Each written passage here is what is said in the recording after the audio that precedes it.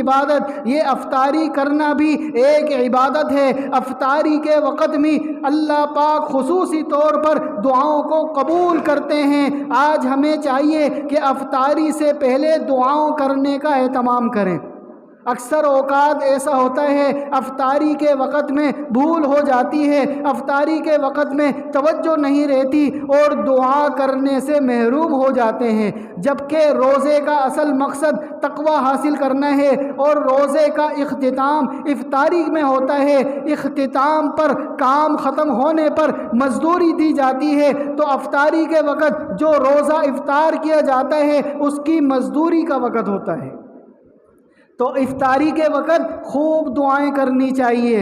افطاری کے وقت اپنے لیے، اپنے گھر والوں کے لیے، اپنے بیوی بچوں کے لیے، اپنے رشتہ داروں کے لیے، پڑوسیوں کے لیے، محلے والوں کے لیے، تمام مسلمانوں کے لیے، ساری انسانیت کے لیے اللہ سے دعائیں مانگنی چاہیے۔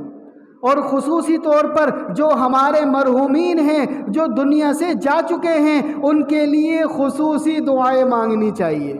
افطاری کے وقت وہ ہماری کی جانے والی دعا ہمارے مرحومین کے لیے بہت قیمتی ہوتی ہیں۔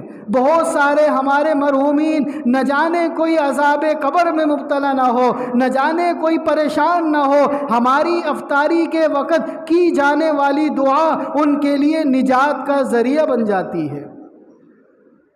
تو افطاری کے وقت خوب دعائیں کرنی چاہیے اور ساتھ میں قرآن کریم کی خوب تلاوت کرنی چاہیے۔ یہ رمضان المبارک کا مہینہ قرآن کے نزول کا مہینہ ہے، یہ قرآن کی خوب تلاوت کرنے کا مہینہ ہے۔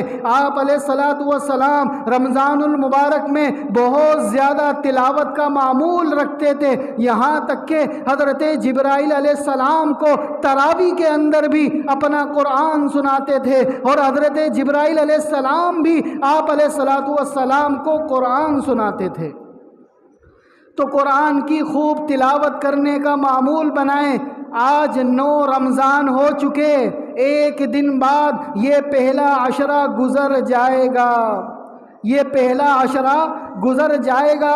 یہ پہلا عشرہ رحمت کا عشرہ ہے، یہ رحمت کے عشرے گزرنے میں ایک دن باقی ہے۔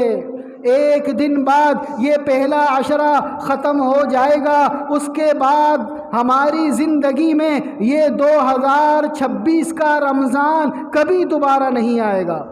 یہ 1447 ہجری کا رمضان دوبارہ کبھی نہیں آئے گا، نہ جانے اگلے رمضان